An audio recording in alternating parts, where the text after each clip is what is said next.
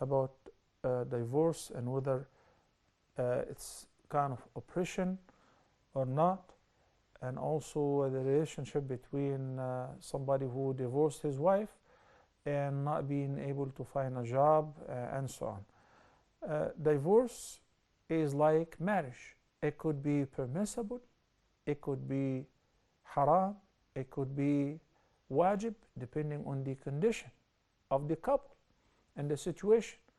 But generally speaking, it's permissible. يا أيها الذين آمنوا إذا طلقتم النساء فطلقوهن لعدتهن وأحصوا العدة. So Allah subhanahu wa ta'ala prescribed how to give divorce.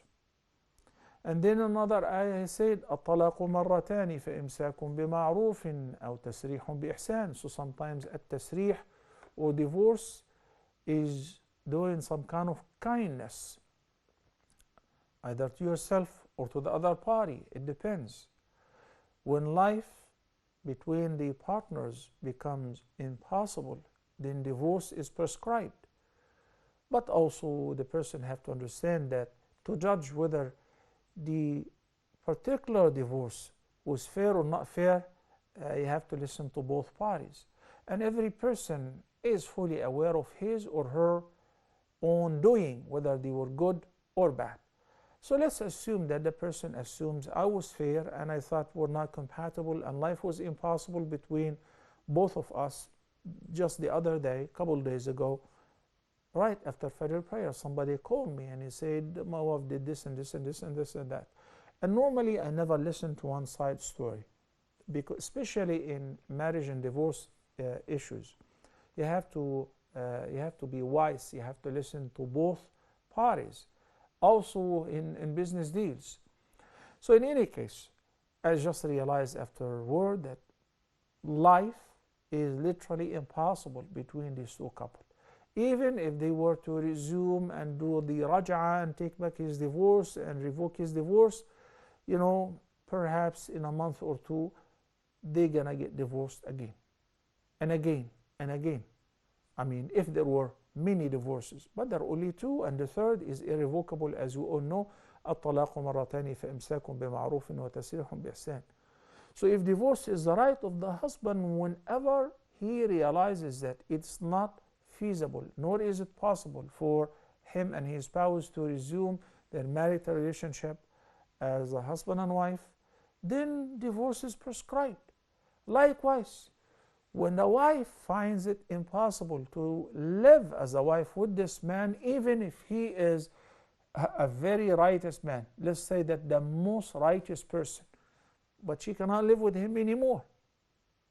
So in this case, there's khula. The wife of Thabit ibn Qais came to the Prophet ﷺ and she said, لا أعيب عليه في خلق ولا في دين. So I'm not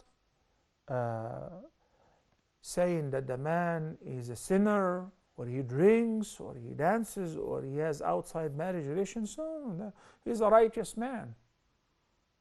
He has good manners. But I have my reasons. And I think that if I were to continue living with him, I would be committing a big sin. So the Prophet ﷺ said, well, then you'd have to give him back his dowry. She said, I'm willing to do that. Even though the husband did not want to and he was holding fast to her, but she doesn't want to live with him. Khalas, it's over.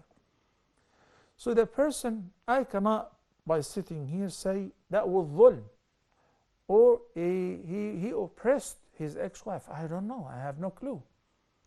Only him and his wife can tell.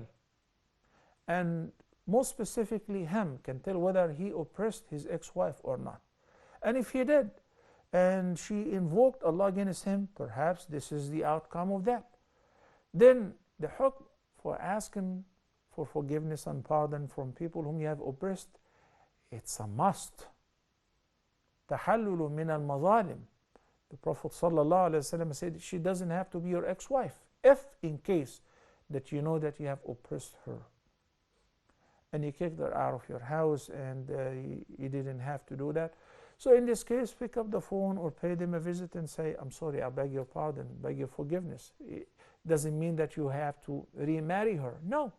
What it means, if you have wronged any person, you should seek the pardon and forgiveness, because if you do not receive the punishment for the oppression in this life, it will continue until the day of judgment, where the payment and the payback will not be from cash or worldly means, from the balance of your good deeds. So one has to be very careful.